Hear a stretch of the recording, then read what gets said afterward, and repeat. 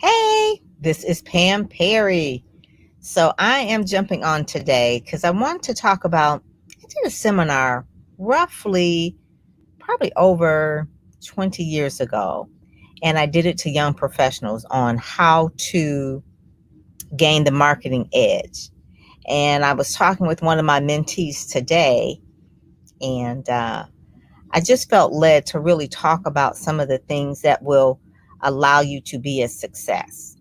And so let me go live here so that you can kind of see. All right. So, how to gain the marketing edge was a seminar that I did years ago. I don't know if you can see that, did with clip art and all that kind of stuff. And it was a seminar I did in 1996, before my daughter was born, who will be 24 next week. Happy birthday, Aubrey. And it was a seminar for new professionals in advertising, radio, and television and public relations. And we happen to have Black Women in Media going on this week as well. We pre-recorded and we're doing some fireside chats for that. So make sure that you go to blackwomeninmedia.com. That's the new version, right? That's the nouveau.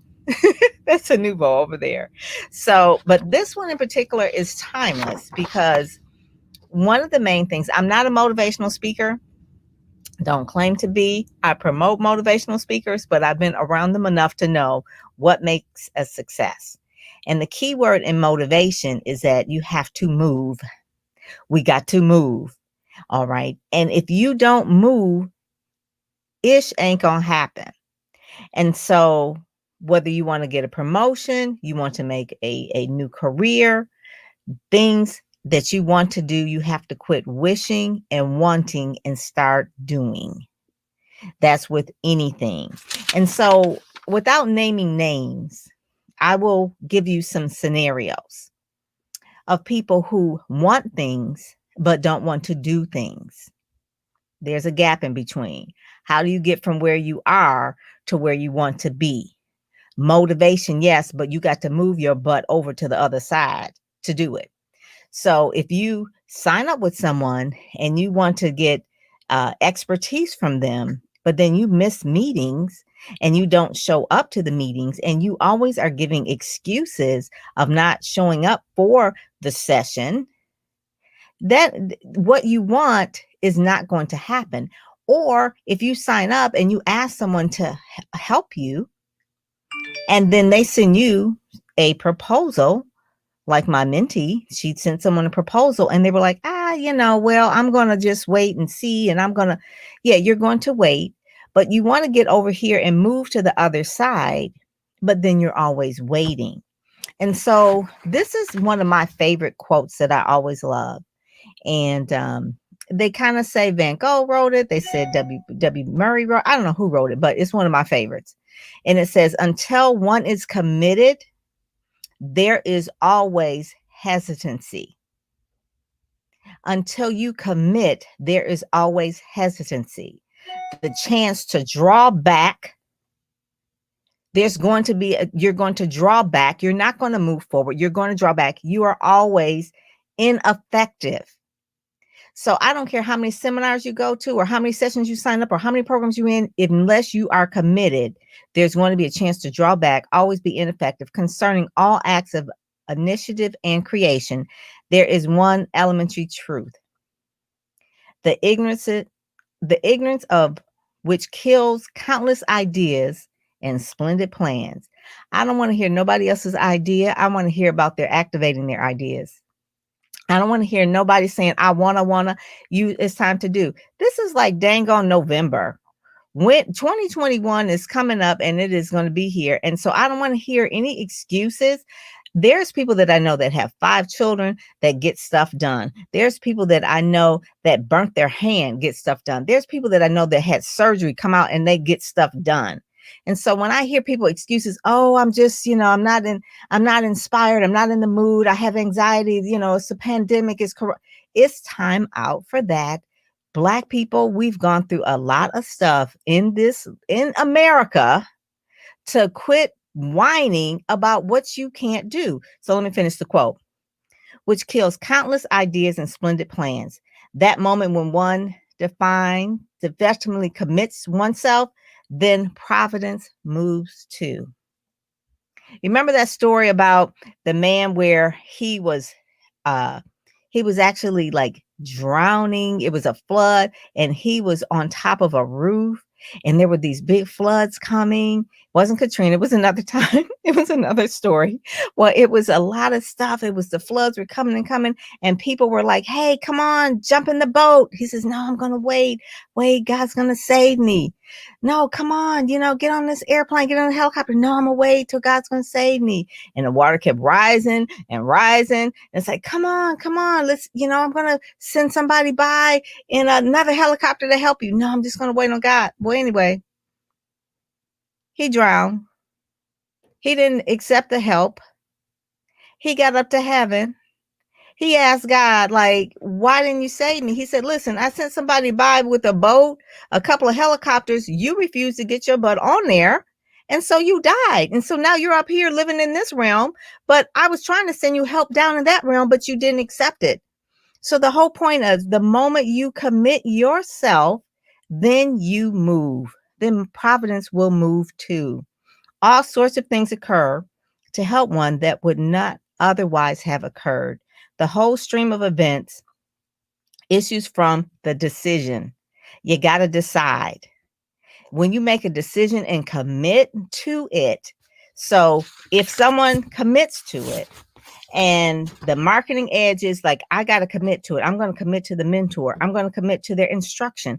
Now, there's people that have coaches, and coaches are wasting their breath talking to folks that just won't listen. They hard-headed. They make excuses after excuses. I listen.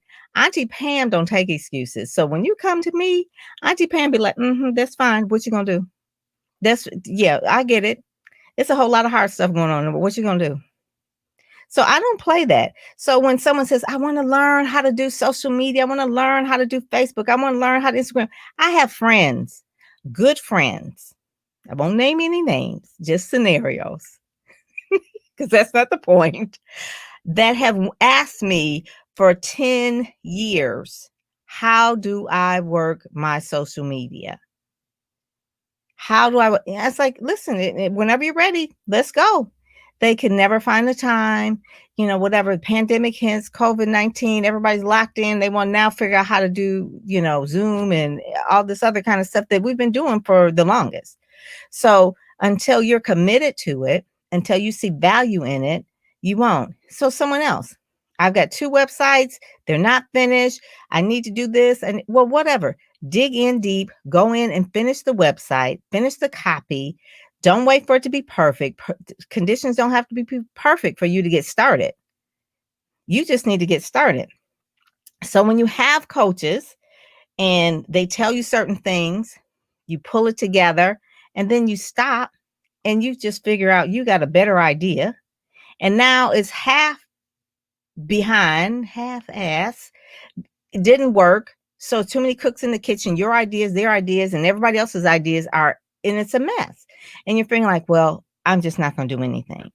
So the rest of this quote talks about there is a whole stream of events, of issues from the decision, raising one's favor, all manner of unforeseen incidents and meetings and material assistance, which no man could have dreamt would come his way. From a decision, from a commitment, from a decision, from a commitment. No excuses. Quit acting like this is so wrong. Life is unfair. This is not, you have to make a decision. I'm telling you, there's people that I know that are successful because they have followed my advice. They dug in, they did the work, and they weren't trying to look for pity. They were just trying to look for success. So you got to decide, do you want pity? You want someone to just empathize that this is hard. This is so bad. I can't do it. I can't afford it. People can afford what they want to afford when they see the value, when they make the commitment, right? So it doesn't matter. Someone make a decision. I'm going to pray about it. That's the thing that Christians, I'm going to pray about it. I'm pray about it. Like I said, God has done everything that he's going to do for you. He's waiting on you to activate and to move forward. So the last part of this is whatever you can do, on a nice note, you can dream it. Whatever you can do or dream, you can begin it. Boldness has genius, magic, and power in it. Begin it now. Begin it now. It doesn't have to be perfect. And I'm not even on Facebook. I'm just like ranting here. Let me go over here and look on Facebook. All right. It's going to be this delay. I need two screens. So one of the main things that I talked about when I did this marketability, how to market yourself, to have the edge. One of the edges is you need to have, one of the main things you need to have is a decision that you want to do it. No one's holding you back but yourself. No one is holding you back but yourself. And so I'm really tired of people saying, because I'm telling you, I'm a resourceful person. And so when people say they have a problem, I activate, I go to my old school Rolodex, I provide answers to whatever it is that you need. And it's up to you to follow through. And if you don't follow through, it's on you. So the marketability test that I had when I did this seminar a long time ago was I asked them, have you received a promotion or raise within your job within the last 12 months? And I told them to be really introspective.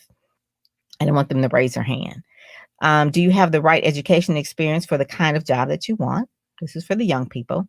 Do you read trade journals or magazines regularly? Now, this was obviously before internet, right? But you could still be involved in trade. If you're in PR, there's PR magazines, PRSA, there's organization, journals, and that sort of thing. Are you visible in your professional organization? Visible meaning like not just showing up to meetings, but are you getting involved? Are you volunteering? Are you part of a committee? Are you comfortable making speeches and presentations? And can you sell an idea? No matter what you're in, you have to sell. And no matter what you do, you have to talk. You have to learn how to communicate. That's really key. I was telling this to kids 20 years ago. Now everybody wants to be a speaker, so I guess everybody's over that. Do you keep contact with colleagues you've met in industry events? So not just collect business cards, not just collect LinkedIn connections, but are you communicating? Are you personally going in and making a connection? Do you network and do you have a network you can call for advice and reciprocate? Meaning that you call for advice, but you also reciprocate. You do some things that are helpful for your mentor. So for me, my mentors, whatever they call me, if they say they need me to do that, I'm there for them, right? Does your resume reflect leadership accomplishments? It's really good for you to say you've done all this work, but what have you done as a leader? And what image do you project? Is your look as professional as should be to go to the next level? That was very simple, but if we as elders, so to speak, don't tell youngins how that should be or how that should go, how do you have an image? How do you project that? How do you speak up? How do you look people in the eye? Those are the type of things. But it really, that was like the edge for that. But the main thing for anything is that they showed up at the meeting and I applauded them for just showing up. And what I always say, those that show up, go up. Sometimes you just have to show up. Sometimes you just have to show up. I know people who've gotten emails and they said, yeah, I was thinking about signing up for that. Boo, it was free. Just sign up. Just show up and go to the thing. Go and listen. Just sign up. Go and listen to the webinar. Go and do the things. So many times we just overthink things that it really, to me, makes me think that do people really want it? Or are they want to let other people think that they are aspiring when they're really not aspiring. Maybe they just really have self-confidence issues. Maybe they're lazy, whatever it is. Like I said, I'm not the therapist, but if there are things that you need you to fix things, there is help all around you, but you have to be committed. You have to be committed. There's always going to be a thing to draw back if you're not committed to it. You have to go forward with it. Yes, it may be scary. A lot of times, everything that we do is on the other side of fear, right? It's on the other side. So everything you want is on the other side of fear, but you're not going to go forward because you haven't decided that you really want it that bad. So if you don't really want it that bad, you're not going to get it. You know, Eric Thomas says, how bad do you want it? As bad as you want to breathe. Well, some people, it's like, I kind of want it, but I don't even really want to make the call. I don't want to listen to the advice. I don't want to sign up for the program.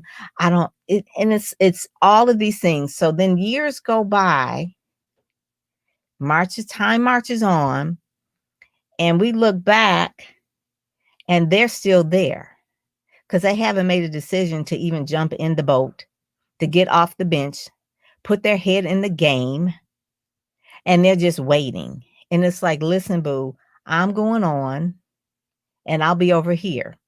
If you want to get here, these are the steps that you need to do. You need to sign up, you need to show up, and you really need to do the work. It's that simple. You can see Kamala Harris. Obviously, she wasn't where she is as the first Black woman vice president because she didn't make a decision. Yes, some things didn't always work out, but she kept going. She kept going in her chucks, in her gym shoes. She was going.